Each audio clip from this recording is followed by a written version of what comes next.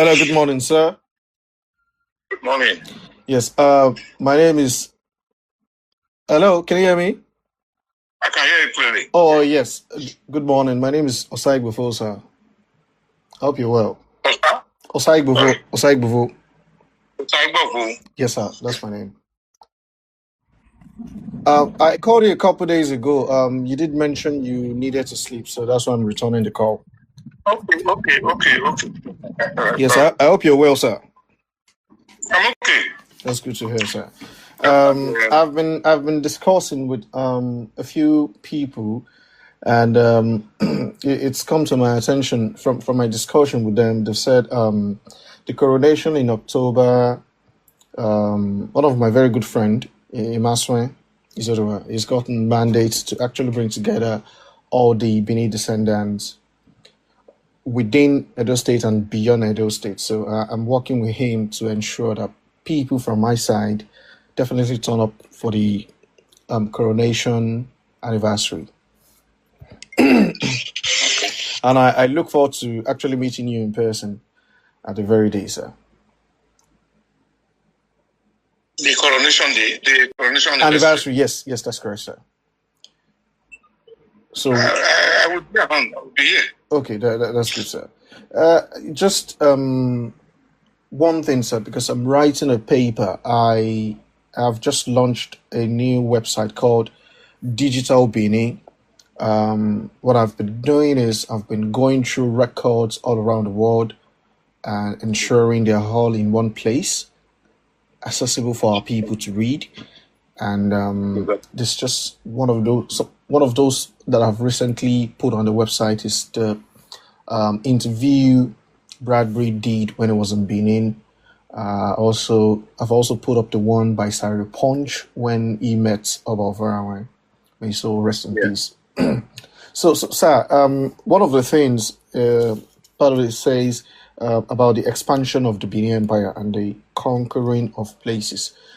One thing that is absent in all of these things is it says Benin expanded, which is correct.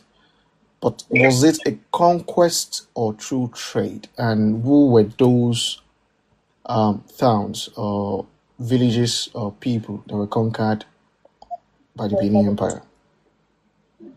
Both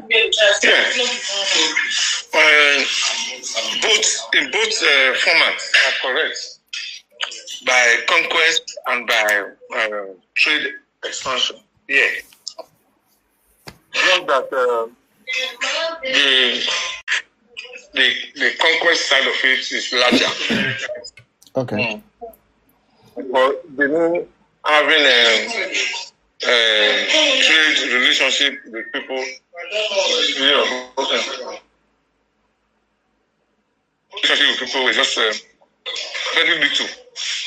Very little. Only on the coastal line. Yep.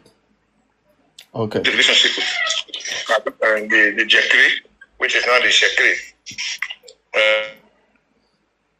Apart from their blood relationship with Benin, they stood there as our how do you call it now? Let me just say ambassadors on the coastline. Okay. Then the Jaws of today was not really a trade relationship, and we did not have any work with them. We did not conquer them. The joint relationship with Benin, they were used as the Navy, the Royal Navy. Oba Orogboa, the son of Bayesibi, brought them to the upland and making them be the marine guards on the coastal line. And that's our relationship with those ones. Then the others, they were conquered. But like the people of Ga in Ghana, they were not conquered. They migrated. Oh, interesting. So as a part of the expansion, they were expanding them. They were just migrating to see new coastal lines. Interesting. a lot of other tribes too migrated. Most part of the eastern land migrated. They were not conquered. Okay, so none of the eastern land was conquered. So they actually migrated out of Benin. They migrated. Okay.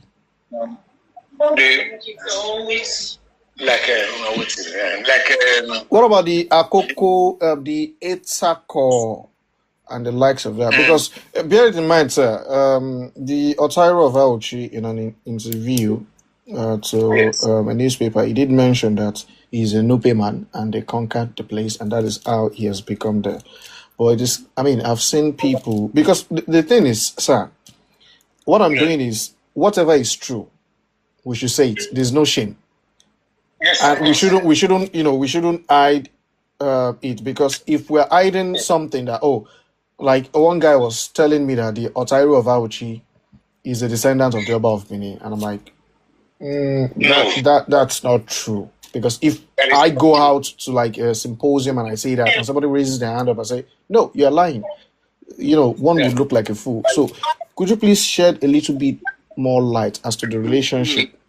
The Otairo of Auchi is of the royal line, like he said, Nupe, just like the Agbede. Both there was a time after Benin had a war with Igala people. That's the attack of Igala. There was a reprisal war. There was a reprisal war that now made those Nupe was very strong. Nupe had a very strong knock culture. Nupe had a very strong army. On that side of the country, they were the strongest. They were very, very strong. Yeah. They were only overpowered. I don't want to use the word conquered. They were only overpowered by the Fulani. The Fulanis.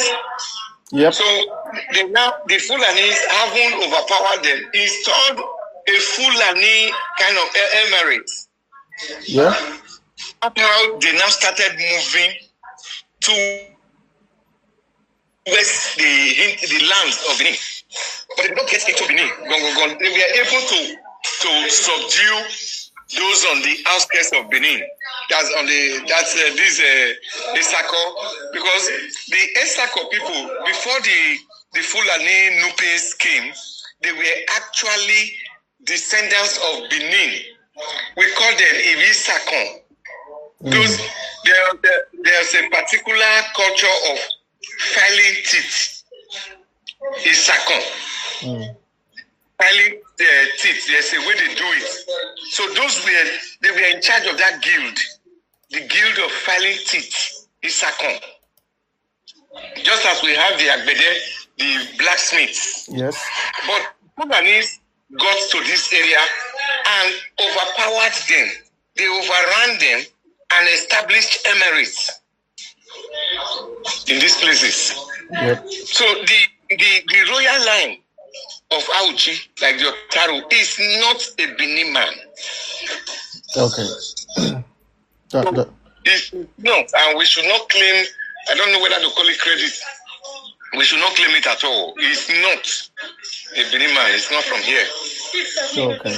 But there were people, of course, like we say, as you give a before a king gets to a place, people already live there. Wonderful. Yes. Living there. A good part of it where they had links with Benin. Yeah. On this very line. Yes, carry on, sir. The royal line is not Benin. Okay. Understood. Yeah. So read through it. He did mention that the Benins, we have some of us migrated from Nupe. How true is that, sir? I mean, as you know, sir, the Red Book was published by the BTC. Yes. So I don't know. Actually, yep. It's actually a compendium.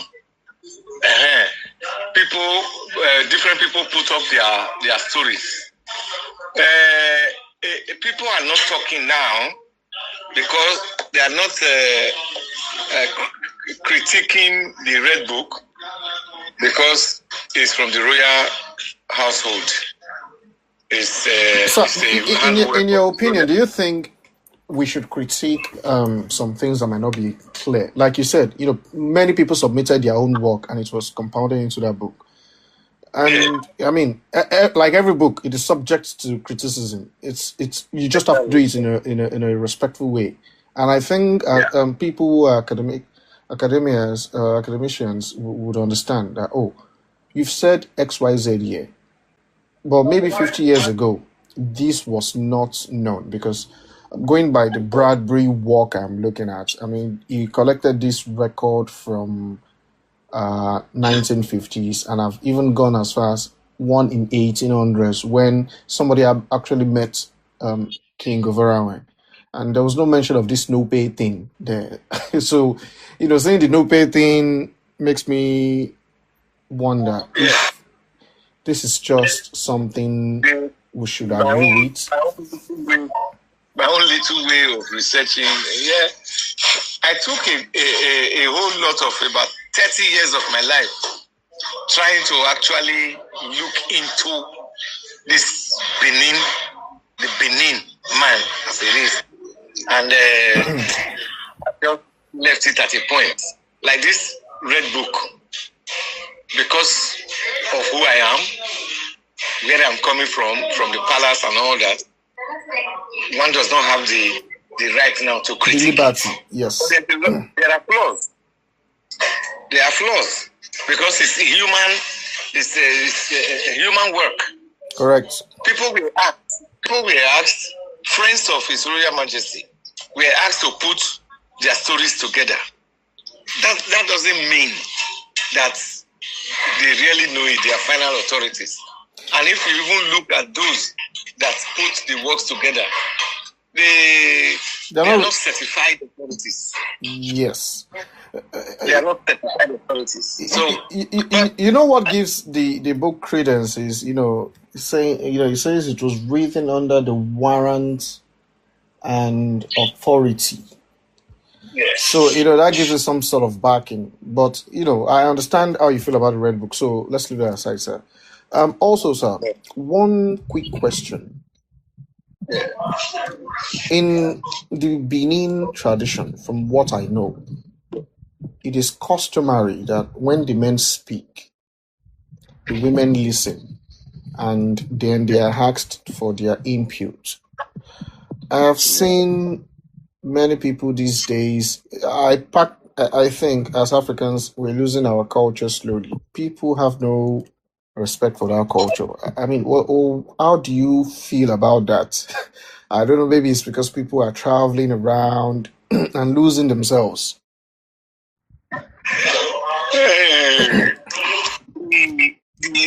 The Benin woman, let us concentrate on the Benin woman. Let us not go too far into African woman. The Benin woman was only seen and not heard.